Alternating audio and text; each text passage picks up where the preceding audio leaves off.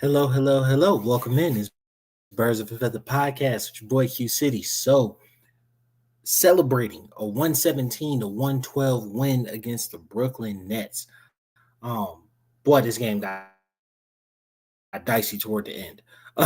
It was not the funnest thing in the world, but I really think we were able to get together, pull them together as a team, be able to come out with the win. So, if you're looking at it, game started off on a 12-0 run. That wasn't great, right? Called timeout, went to get it right. End up having a 7 point swing, so like a 19-point swing, really, by the uh by the end of the first. But I think the most important thing in the first quarter, you lost Trey Young. The broadcast spoke to it pretty heavily, but just Trey is a huge engine for this team, right? He's what drives us. He's what makes everything go. And there's a noticeable decline in the offense when Trey is out. But Trey doesn't miss a whole lot of games. I want to say his lowest game total might be like 57 or 58, a couple like 3 years ago or something like that, or the year coming off the Eastern Conference Finals. I think he missed a good bit of games, but Trey's good for playing 65 plus most seasons, right?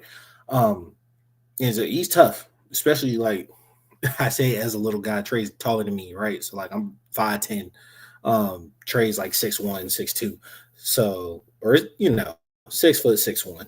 So he's taller than me, but for his profession, for a little guy, he's super tough, right? And they definitely able to stay on the court. So for him, like you saw Gay roll over, hit his knee.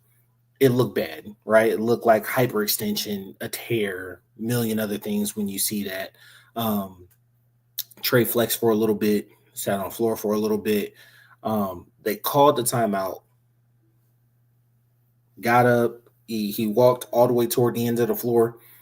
They took the ball out. He came down the floor and was just like, no, I couldn't do it. I knew something was wrong because when they inbounded the ball, he waved it off like he didn't even want to bring the ball up. You could tell he was in some pain. So immediately went to the locker room. The immediate diagnosis was a knee sprain and have him out for the game. Obviously, they're going to do some tests on it, and hopefully, we have some information by tomorrow, long term on what he looks like. So that's the worst thing coming out of this game. Some other takeaways that I have. So I have a few. Right, first, Brooklyn's terrible. Right, they're 0-5. Brooklyn is a team we should beat, but Brooklyn was very much in this game. Now, granted, we didn't have Trey, but we got up 17, and then they consistently brought it down to 8 with multiple runs. Um, Michael Porter Jr. had a day, but I think that speaks to a point I want to get to a little later. Um, Michael Porter Jr. had a day. Uh, as much as we talk about Cam, I think he's on a mission this year, right? Cam Thomas, I think he's on a mission this year to not seem as selfish, right? Scoring the ball. He had 19. He still has those moments where it's like you could tell, like, hey, boy, that ball is going up. I really think he could have easily scored 26 or 27 tonight. He ended with 19.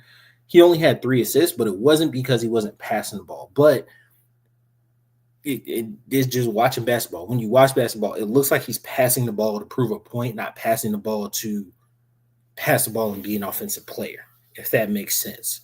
Um, it looks like he's passing the ball because y'all say I never passed the ball, so here you go, right? Instead of so he only had like one more assist than Michael Porter Jr., who notoriously does not pass the ball, right? But Michael Porter Jr., like in his mind and in a lot of spaces when you're watching, he passes the ball within the flow of the offense. Is he gonna take up some bullshit? Absolutely, he's gonna take up a stupid shot. But he'll swing when necessary, when he needs to. Um, but he felt like he was the best offensive option, so he's going to take that shot. Tyrese Martin did a little bit. Day'Ron Sharpe, he was on the board. Claxton was on the boards tonight. He had 18 and 12. Pretty much everybody stayed around 30 minutes. The fouls were so inconsistent tonight. Fouling was so inconsistent. It was really frustrating because like we have multiple people get into foul trouble, So when you look at us, Trey, he only played 7 minutes. Um, we have multiple ball handlers. Dyson Daniels, uh, what's it called? Jalen really took over handling the ball. He only had 5 assists, but he really took over handling the ball. We're really gonna have to rely on Keaton Wallace. Kobe Buffkin got waived, right? Kobe Buffkin got traded earlier in the season and then waived from the team we traded him for. He was not the backup option at point guard, right? And I know everybody loves to think hindsight, right? Like, oh, if we had Kobe, if we still had Kobe on the team, we still had, had we gone for Westbrook when the time was available. Ben Simmons is still out there. Look, man, we're gonna speak positivity and speak to the fact that Trey, if it's a knee sprain, hopefully he's only out for like 2 weeks, right? That puts us at 1, 2, 3, 4, 5, 6, 7 games, 8 games. If he's let's just say he's out for 17 days, 17 days. That puts us at 8 games, right? Him coming back on the 16th of November. You're missing 8 games, right? Hell, you go 500 in those games. You're no better than you are now with 6 and 7. If you lose 6 of them, you know what I'm saying? You're 4-9.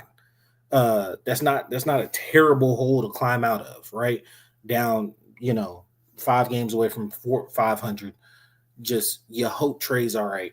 I don't feel like signing anybody extra to the roster does a great deal. Veet's a sizable option at the backup point. I think that you're going to lean into what you leaned into tonight a lot, which is Jalen holding the ball, being a real offensive creator. And when I say offensive creator, I'm not necessarily meaning like facilitating the offense and passing the ball. I still think Keaton is going to take a big role. I wouldn't be surprised if they started Veet and kept Keaton with the second unit, because with Veet on the floor, you can have Jalen handle the ball, bring the ball up. He's showing amazing ability passing the ball. You see 5 assists. He wasn't necessarily getting sold tonight, but a lot of his passes lead to really good offense. So he's got the size, he's got the frame, he's making some really good passes and offensive reads. So like you feel comfortable with the offense flowing through him if necessary, right? Down in the fourth quarter, I didn't necessarily love it, right? He had Claxton on him multiple times, and you end up getting into a high pick and roll action with Dyson and having Dyson takes Claxton to the rim when you could have took him off the dribble at the high key, right? And I think that's at the top of the key. I think that's like just something you kind of got to learn. Be more aggressive offensively, know when you need to be aggressive and attack the rim. He knocked down 2 big threes to kind of, chill them out when they were making runs. Offense went dead late. We didn't score in the last 3.5 minutes. Didn't score a field goal in the last 3.5 minutes. I think we got to the line a couple times, which helped us like build that distance or whatnot. But they locked up and played defense. We allowed 112, which is one of the lower totals that we've allowed this season already. Still scored 117, which is, averaging around that 120 range. So like the offense was still there for the most part, sharing the ball. The foul situation. Porzingis ended up fouling out. Jalen had 4 early in the third. Big O had 5. Like late in the game. It's like, dang, bro. Like the foul calls were so inconsistent tonight. I think was the part that was frustrating. Jalen, I think, caught his third, like literally, it didn't even push the guy. It's just touching the body as dude's going down the lane. And I get it, but like letter of the law is impediment of movement. So like, yes, it's a foul. But that's never called. Like spirit of the law is like, bro, I'm just putting my hands on you, right? So like I'm literally passing you off to whoever I'm gonna go through as you're going through the zone. Because they were in the zone, right? They were in the zone. He brought him up to the pick. I'm gonna put my hands on him as he like I'm falling back in the drop as this guy cuts through and putting my hands on him, right? And it's just like that's a very normal basketball play. You see it 100 times, it's not called, but it's called tonight, right? And it was ticky-tack, but I can't say it was one-sided because the Nets got in foul trouble too. That's why you see a lot of people at like between 28 and 32 minutes because like everybody was in foul trouble. Had to reach deep into the bench tonight. Gay is earning minutes. Big O is expensive, but he does a lot, and I love him as a player. So like, obviously, I don't look forward to him leaving anywhere, and I don't think Kristaps is like a long term proposition. But like, you're gonna have to carve out minutes for Gay. Between Jalen, Reesh, Kristaps, Big O down there in the 4-5 spot.